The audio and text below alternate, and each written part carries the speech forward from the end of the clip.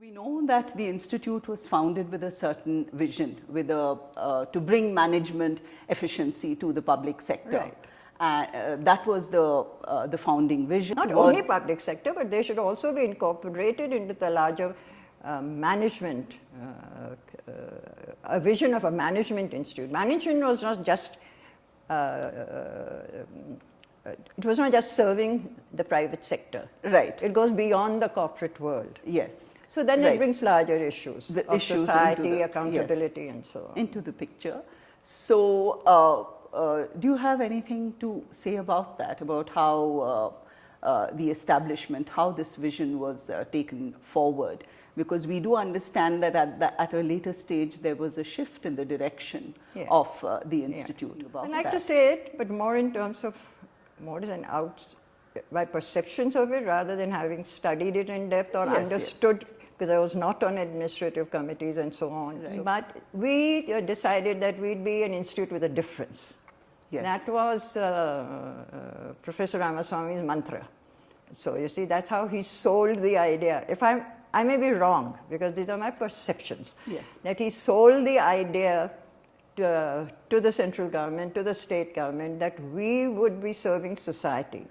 Now, if you see the premise, so if you see the premise of that, serving the public sector is enlarging the scope of what management is. Right. And basically it's run on public funds. It's like a public university. But if it is going to be a public equivalent of a public university and a joint venture, it obviously was, IIM was not on its own day one, of both of central assistance and state assistance, large grants, and the land that was given to us was free. And all this then required tremendous lobbying and persuasion. I think Professor Ramaswamy played a very effective and had to work very hard in projecting that role. So the vision he had, to me, was fine, it was new. To be sold to hardliners who gave funds was not perhaps very easy. Right. On the other hand, it was well received, because here you're going to train people from the government sector, whether it was public sector managers initially or IAS courses, courses and programs. Yes. So to respond to your question that we had a public sector vision and what that implied, yes, we started with the premise that we are an institute with a difference, and therefore we will be serving the larger society, and therefore how this management institute was well justified by public funds. I'm putting words of my own, but justified by public money. So we owed a responsibility.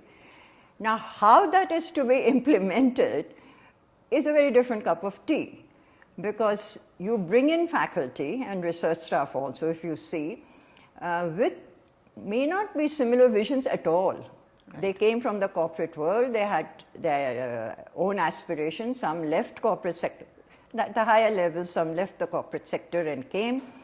So basically, their vision and their perspective, their backgrounds, their experience was embedded that management is linked to the corporate world. Okay.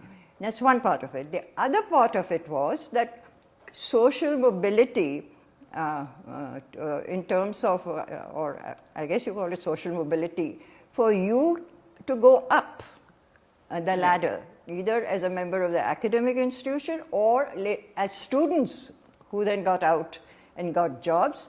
For them, there was very limited mobility coming from the public sector, which we had as our vision, So eventually, it will not work out. You start out that you have a public sector vision. So then who do you recruit?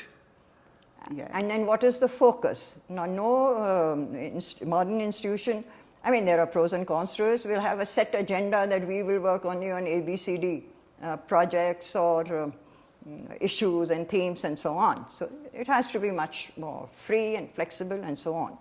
But there will be encouragement, to work on the government sector. So for example, then with the general faculty, a sectoral faculty was hired. Yes. All right, so they came with experience or degrees from in coal to mining to transportation and various others. But Right. these were people who also had general degrees and had specialized. So then the issues arose, what was their role? What was their expected role?